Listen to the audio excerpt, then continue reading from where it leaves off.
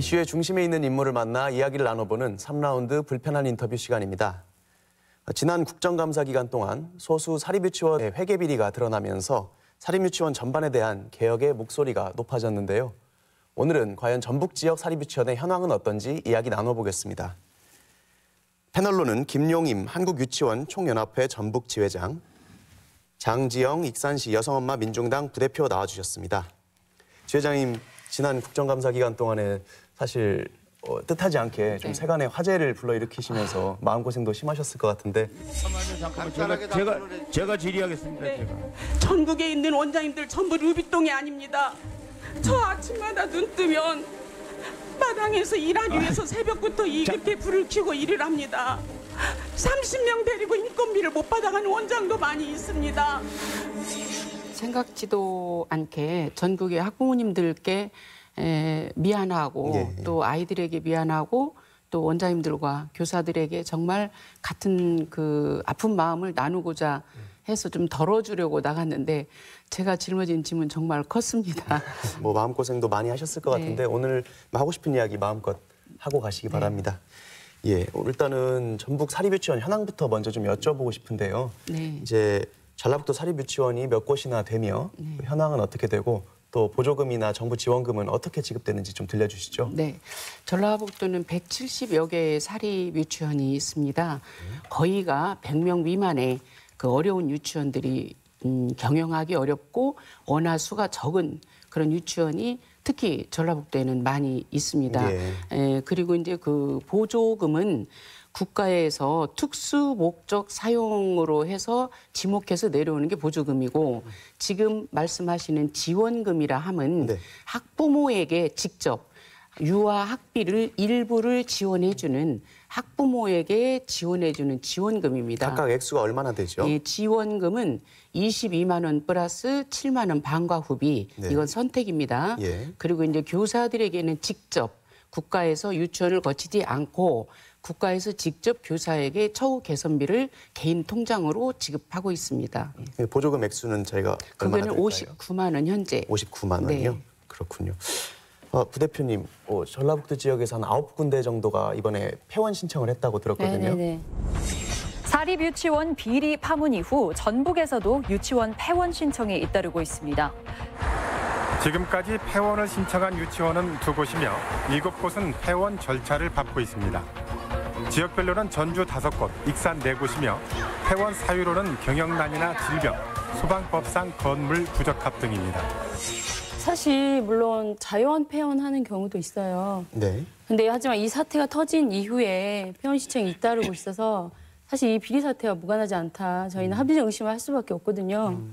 다만 회계 시스템에 거부할 목적으로 폐원을 신청한다라고 하면 그건 교육부에서 강력하게 처벌이 있어야 된다 생각하거든요. 여기서 한유주의 생각을 좀 듣고 싶습니다. 네, 먼저 지금 그렇지 않아도 2, 3년 후면 거의 폐원이 자동 폐원이 많이 있을 상황이었어요. 특히 전라북도가 전남 다음으로 아이들이 줄어들기 때문에 이렇게 아이들이 자동 감소로 인해서 줄어들고 있는데 특히 익산이 유치원이 기관 수가 많고 아이들이 적어요.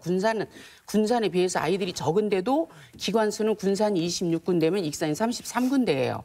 그래서 익산은 자동 폐원이 있을 곳이었다. 그리고 원화모집 시기에 이렇게 한다라고 한 것이 아니라 지금이 그런 것을 결정해야 될 시기이다. 사실 투명성을 확보할 수 있는 최소한의 장치가 에듀파인이거든요.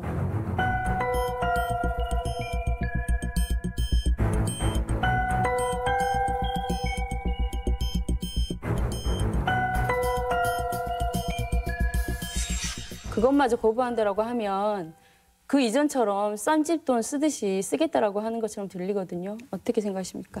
사립이라는 것은 교육은 공공의 영역이지만 자기 사유 재산을 해서 운영하고 있는 사적인 영역이 양면을 가지고 있다. 그런데 국공립의 법인에 준하는 휴게 시스템을 그대로 사용한다는 것은 안 맞죠. 같은 공립위에서만 쓰는 건 상관이 없다. 그런데 사립유치원은 공공의 재산이나 비영리 기관으로 재산하는 것을 전제로 했을 때 그 프로그램이 들어와야 되죠. 단 지원금에 대해서는 당연히 해야 되죠. 지원금에 대해서는 당연히 감사를 받고 회계 투명성이 있어야 됩니다. 해야 되는 게 맞습니다. 그러나 사적인 영역이 존재한다. 시설 투자라든가 모든 것에 대한 것은 인정을 안 하고 공립과 똑같은 법 규정을 두면서 그 프로그램에 똑같이 들어오라는 것은 이거는 맞지 않는 거죠.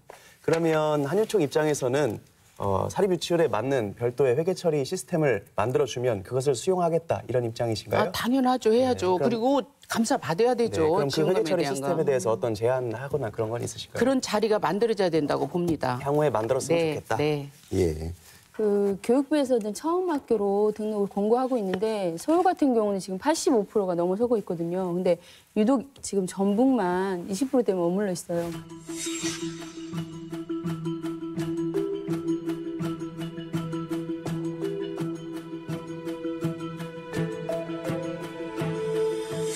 유아는 정말 아이들의 발달 관계상 아이들은 성향이 다르고 느낌도 다르고 그래서 아이들은 환경에 따라서 바뀔 수가 있기 때문에 예. 직접 와서 보고 하는 거가 아이들 발달에는 맞다. 더 중요한 거는 법을 어기는 거예요. 어떤 법이냐. 지금 우리가 처음 학교에 가입을 하려고 하면 이미 내년도 수업료 계획이 거기 올라가야 돼요. 그런데 원비를 확정하려면 원비 인상률을 1, 2월에 결정을 해줘요. 자, 그러면 지금 처음 학교를 해놓고 내년도 원비가 또 바뀌어야 되거든요. 이런 것들이 우리는 법적으로도 맞지 않다. 잘 따져보시라는 거예요. 학부모들이 직접 사립유치원을 방문해서 지원 여부를 결정하는 것이 원아들의 복리에 더 도움이 된다. 그런 측면이 있다는 말씀이신 것 같아요. 사실 이 사태가 터지고 회계비리 문제로만 집중이 되고 있는데 사실 이 사건을 바라보는 그 보육교사 문제도 굉장히 네. 심각하다고 생각하거든요.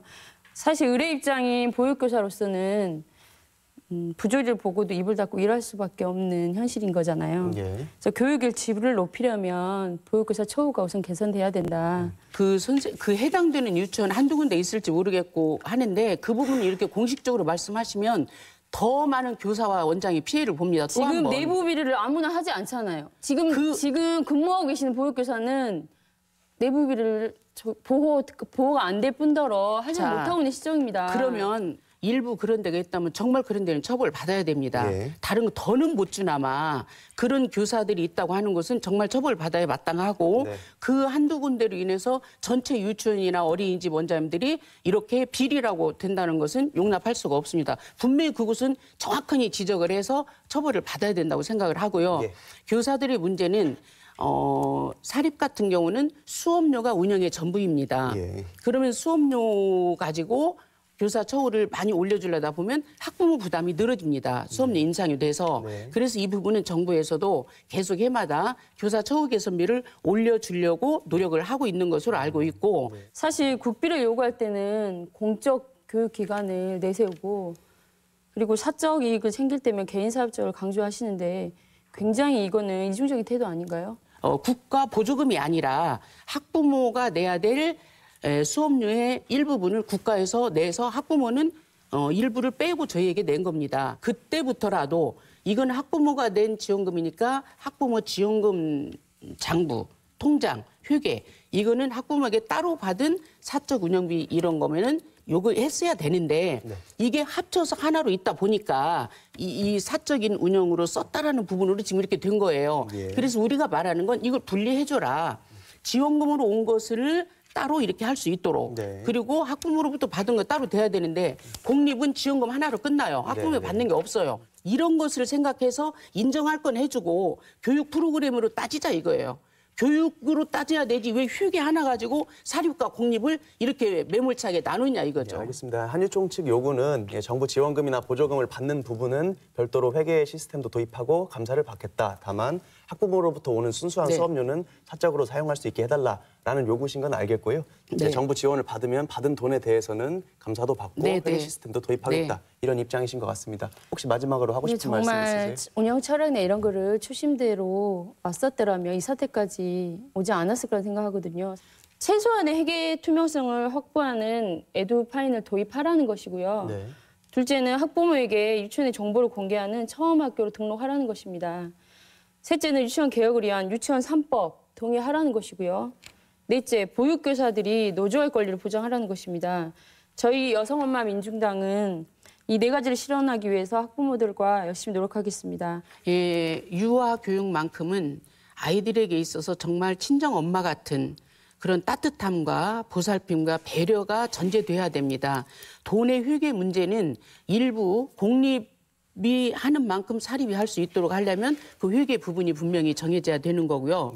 사립이 갖고 있는 좋은 장점, 그다음에 그 유아 교육에 대한 그동안의 경륜, 또 아이들을 가깝게 다가갈 수 있는 이런 것들을 충분히 침해받지 않도록 우리가 해야 될 일은 학부모와 교사와 원장이 함께 서로 믿고 함께 교육을 맡기고 교육을 할 수 있는 그러한 사회적인 건전한 이런 분위기가 먼저라고 생각을 합니다. 알겠습니다. 오늘 양측 입장을 어느 정도 꼼꼼하게 들어봤으니까요. 시청자 여러분들께서 잘 판단하실 것으로 생각됩니다. 네, 오늘 감사합니다. 국내 최대의 집단암 발병 지역인 익산 장전마을, 이제 모두 아실 겁니다. 저희 이슈 옥타곤에서도 2차례에 걸쳐서 다루었는데요. 최근에는 불법 폐기물로 추정되는 물질이 비료공장 지하에서 발견되어서 새로운 국면을 맞고 있습니다. 어둠 속에 묻혀있던 장전마을의 진실, 올해가 가기 전에는 반드시 밝혀져야 할 것입니다. 지금까지 이슈 옥타곤이었습니다. 감사합니다.